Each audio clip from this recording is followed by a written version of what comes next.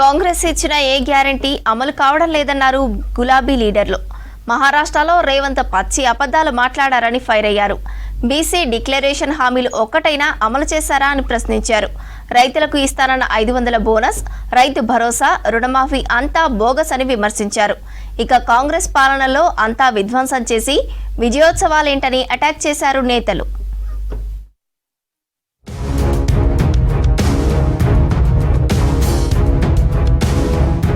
బీసీల ఓట్ల కోసమే కులగణన పేరుతో కాంగ్రెస్ డ్రామాలాడుతోందన్నారు బీఆర్ఎస్ వర్కింగ్ ప్రెసిడెంట్ కేటీఆర్.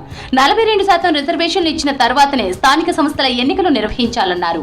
అసలు వరంగల్లో ఇచ్చిన బీసీ డిక్లరేషన్ హామీలు ఏమయ్యాయని ప్రశ్నించారు. కొత్త స్కీమ్ల మాట దేవుడెరుగు, ఉన్న పథకాలకే పాత్రేశారని విమర్శించారు కేటీఆర్. బీసీ డిక్లరేషన్ హామీలు ఏమైనాయి, ఎక్కడ పోయినాయి, ఒక్కటంటే ఒక్కటి ఈ సంవత్సర కాలంలో అమలు చేసిందా కాంగ్రెస్ ప్రభుత్వం అనే మాట నేను అడుగుతా ఉన్నా. ఒక్క మాటలో చెప్పాలంటే కొత్త అమలు చేయడం దేవుడెరుగు, ఉన్న వాటిని కూడా రద్దు చేసింది రేవంత్ రెడ్డి ప్రభుత్వం. ఇవాళ బీసీల ఓట్ల కోసం గాలం వేయడానికి కులగణన అంటా ఉన్నాడు.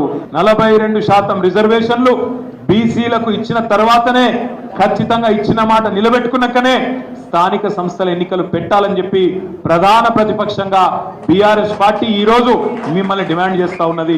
వరంగల్ జిల్లాలో పర్యటించారు కేటీఆర్. హన్మకొండ నుంచి రాజన్న సిరిసిల్ల జిల్లాకు వెళ్లారు. సిరిసిల్ల పట్టణంలోని 37వ వార్డ్ వెంకంపేటకు చెందిన నేతన్న దంపతులు బైరి అమర్, శ్రవంతి ఈ మధ్య ఉరేసుకొని ఆత్మహత్య చేసుకున్నారు. వారి కుటుంబ సభ్యుల్ని పరామర్శించారు కేటీఆర్.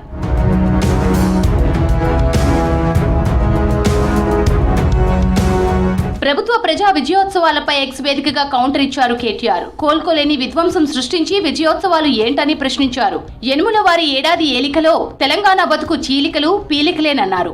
కాంగ్రెస్ నిర్వహించాల్సింది విజయోత్సవాలు కాదని, కుంభకోణాల కుంభమేళా అని విమర్శించారు. ఇచ్చిన హామీలను పాతరేసినందుకు ప్రజా వంచన వారోత్సవాలు జరుపుకోవాలన్నారు.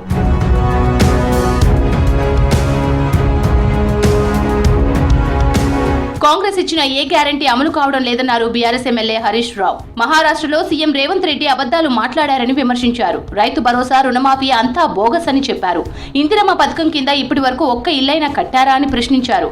గోబెల్ సిగ్గుపడేలా రేవంత్ ప్రచారం ఉందన్నారు హరీష్ రావు.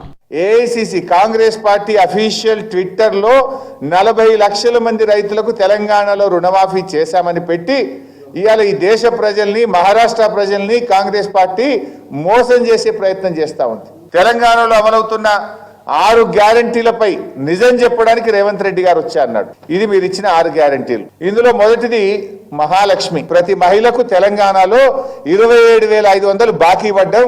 మేము మహాలక్ష్మి అమలు చేయలేదని రేవంత్ రెడ్డి మహారాష్ట్రలో చెప్పుంటే అది నిజం చెప్పినట్టు. తెలంగాణలో వరి మద్దతు ధరకు అదనంగా 500 ఇస్తామన్న హామీ ఏమైందని ప్రశ్నించారు మాజీ మంత్రి హరీష్ రావు. రైతు ధాన్యం సకాలంలో కొనడం, 500 బోనస్ ఇవ్వడం అంటే మభ్యపెట్టి అబద్దాలు చెప్పి అధికారంలోకి రావడం కాదన్నారు. రైతులు రోడ్డెక్కకుండా ఇచ్చిన మాట ప్రకారం మద్దతు ధరపై 500 బోనస్ ఇచ్చి ధాన్యం కొనుగోలు చేయాలని ట్వీట్ చేశారు హరీష్ రావు.